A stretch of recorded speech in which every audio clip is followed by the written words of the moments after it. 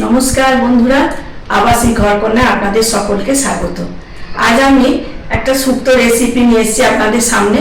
কি করে করি চলুন দেখি। আসুন, কেন এই সামনেই আসছে গরম, এই গরমেতে শুক্তো সবারই ভালো লাগে। আসুন দেখি।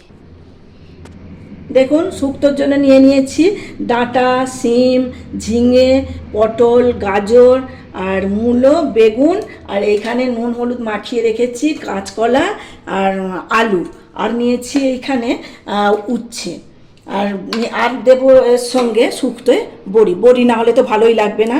এইগুলো দিয়ে আমি আজকে আপনাদের শুক্তো করে দেখাবো। দেখুন, আমি শুক্তো করার জন্য একটা মশলা নিয়ে নেব এই হাফ চামচের মতো সাদা কালো সর্ষে, আর নিয়ে নেব ওই 1 চামচের মতো পোস্ত। এটাকে আমি ভালো করে পেস্ট করে নেব। দেখুন, শুক্তো করার জন্য আমি একটা কড়াই বসিয়ে নিয়েছি। এখন দিয়ে দেব কিছুটা সর্ষের তেল।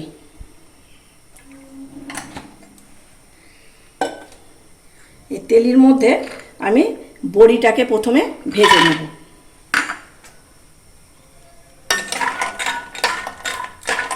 বড়িটাকে হালকা করে এইভাবে নাড়াচাড়া করে আমি তুলে নেব।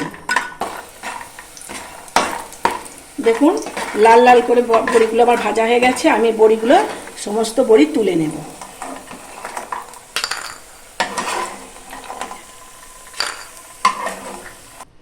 এখন আমি বেগুনগুলোকে ভেজে নেব।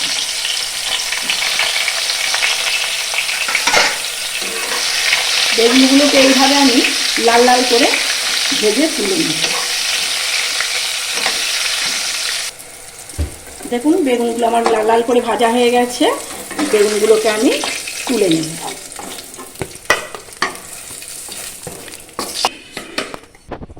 আমি করলাগুলোকে দিয়ে নেব। এই উচ্ছেগুলোকে আমি হালকা করে লাল লাল করে একইভাবে ভেজে নেব।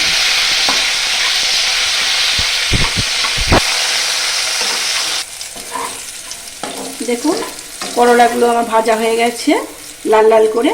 আমি এগুলোকে তুলে নেব। ওই একই তেলের মধ্যে আমি পটলগুলোকেও দিয়ে দেবো। পটলগুলো যেহেতু একটু হালি গন্ধ লাগে, সেই জন্য পটলগুলোকে আমি ভেজে নেব। পটলগুলো ভেজেই করব। দেখা যাচ্ছে তুমি,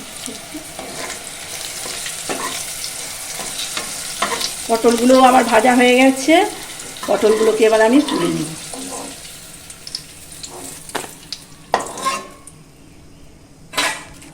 ওই একই তেলের মধ্যে দিয়ে দেব আমি 2টো শুকনো লঙ্কা আর তেজপাতা, আর দিয়ে দেব 1 চামচের মতো 5 ফোড়ন।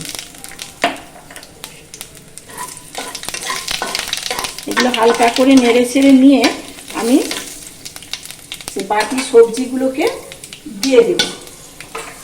এই সবজি 5 ফোড়নের উপরে এই সবজিগুলোকে আমি তুলে দেব।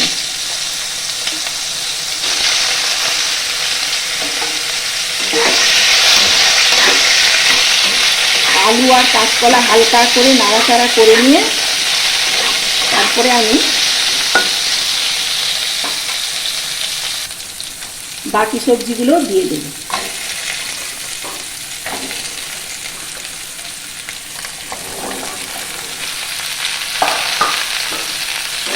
সবজিগুলোকে আমি কিছুক্ষণ কষতে থাকবো, হালকা করে একটু অল্প আঁচেই কষবো, যাতে এগুলো একটু নরম হয়ে যায়। আমি তার জন্য একটু ঢাকা দিয়ে দেব।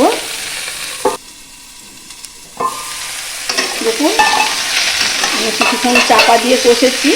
আমি এই অবস্থা দিয়ে দেব লবণ দেব কিছুটা, আর স্বাদ মতো লবণ, আর দিয়ে দেব 1 চামচ আদা বাটা। আদা আর লবণ ভালো করে আমি এইভাবে কষে একটু ঢাকা দিয়েই কষবো। অল্প আঁচ দিয়ে ঢাকা দিয়ে কষে এরকমভাবেই কষতে থাকবেন, হালকা করে চাপা দিয়ে তাহলে ভালো লাগবে। এই অবস্থায় এখন কোনো জল বা কিছু দেওয়ার দরকার নেই। আমি এখন একে চাপা দিয়েই কষবো। দেখুন, আমার কতটা কষতে কষতে কতটা নরম হয়ে গেছে। সবজিগুলো। এখন এই অবস্থায় আমি দিয়ে দেব যে পেস্ট করে রেখেছিলাম সরষে আর পোস্ত, সেটাকে আমি এখন দিয়ে দেব। এটা দিলে কী হবে, গ্রেভিটাও একটু ঘন হবে আর স্বাদটাও ভালো হবে।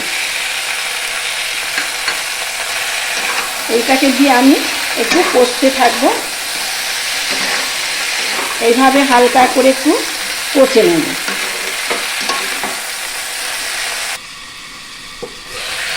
দেখুন অনেকটাই আমার নরম হয়ে গেছে সবজিগুলো। আমি এখন দিয়ে দেব 1 কাপ দিয়ে দেব দুধ। আমি গরুর দুধ নিয়েছি, আপনারা পাউডার দুধও দিতে পারেন, আবার একটু নারকেল দুধও দিতে পারেন, তাহলে আরও টেস্ট হবে। আর দিয়ে দেব আমি 1 কাপ জল। এটাকে ভালো করে আমি নাড়াচাড়া করে নিয়ে তারপরে কিছুক্ষণের জন্য ওই 5 মিনিট 7 মিনিটের মতো আমি একে ফুটতে দেব। দেখুন কতটা আমার এটা কমে গেছে, গ্রেভিটা অনেকটাই কমে গেছে আর সবজিগুলোও সেদ্ধ হয়ে গেছে। এখন আমি যে ভেজে রেখেছিলাম যে সবজিগুলো, সেগুলোকে আমি সব দিয়ে দেবো। এর সঙ্গে বড়িটাও দিয়ে দেবো আমি। এটাকে হালকা করে আমি মিশিয়ে নেব এর সঙ্গে, দিয়ে তারপরে আমি 2 মিনিটের মতো ফুটতে দেব। দেখুন আমি ওকে এই 1-1.5 মিনিটের মতো চাপা দিয়ে রেখেছিলাম। এরপরে আমি দিয়ে দেব যে বেটে রেখেছিলাম যে 1 চামচ চন্দনী ছাড়া পুরো শুক্তোটাই মানে অসম্পূর্ণ। চন্দনী বাটাটা আপনারা অবশ্যই দেবেন, চন্দনী ছাড়া শুক্তো ভালো লাগে না। এই চন্দনীটা দেওয়ার পরেই এর পুরো মানে যে ফ্লেভার যে শুক্তোর যে পাওয়া যায় সেটা পুরোটাই চলে আসবে। আমি এখন একে হালকা করে এভাবে নাড়াচাড়া করে নেব। আর আমি এতে দিয়ে দেব কিছুটা, আমি দিয়ে দেব চিনি দেব। কিছুটা চিনি দিলে একটু হালকা মিষ্টি মিষ্টি ভালো লাগবে। চিনিটা দিয়ে হালকা করে এইভাবে নাড়াচাড়া করে নেব।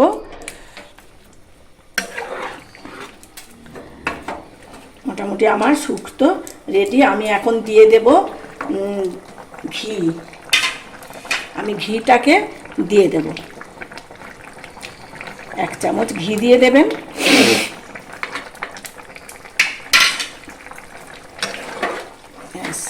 এটা আমি কিছুক্ষণ চাপা দিয়ে রেখে তারপরে আপনাদের আমি দেখাচ্ছি। বন্ধুরা আমার একদম শুক্তো রেডি। আমি যেমনভাবে করলাম আপনারা এইভাবেই করবেন। এইভাবে করে একবার খেয়ে দেখুন কেমন লাগে, তখন আমাকে আপনারা কমেন্টের মাধ্যমে জানাবেন।